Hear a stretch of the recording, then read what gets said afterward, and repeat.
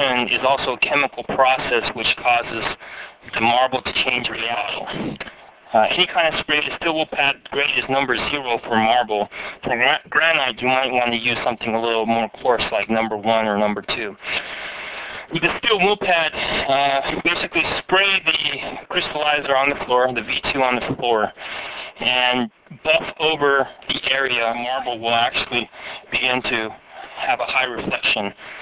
And you want to go over the marble, just like in the case of the 5X powder and the MRP, to go over it with the same number of passes and the same length of time, just to have a consistent shine. The longer you stay in one area, the more time that you spend, the higher the shine is going to be. This process, it's only a one-step process, so this process.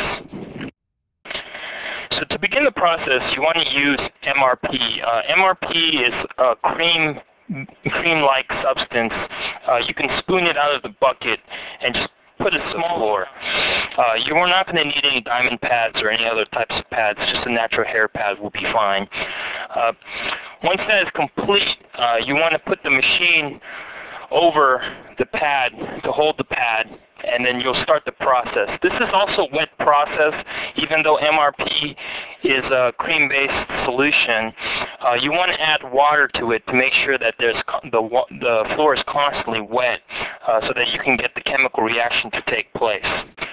Next, you want to buff the MRP into the floor, and by doing this, you want to make even strokes into the floor.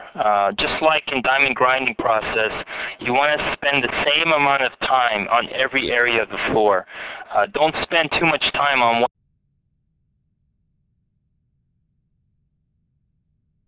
diamond pads. Either way, out of the pail, and just scooping it up and putting it in the center of the area that you want to work on, or the center of the floor. Just pour the 5X polishing powder onto the floor, and what we're going to do is put the natural hair pad over this powdered area. Once the natural hair pad is top direct pad, and right before you start, just turn the machine on for about 2 seconds so that the powder will get sucked up into the pad. Now, when you want to release the powder, all we have to do is release water into the pad as needed. Now, this is a wet process, just like MRP was, and just like diamond grinding process was. It's a wet process, and you don't want to use this dry. You want to make sure that you have enough water in your tank. And as you begin the process, make sure the floor is wet.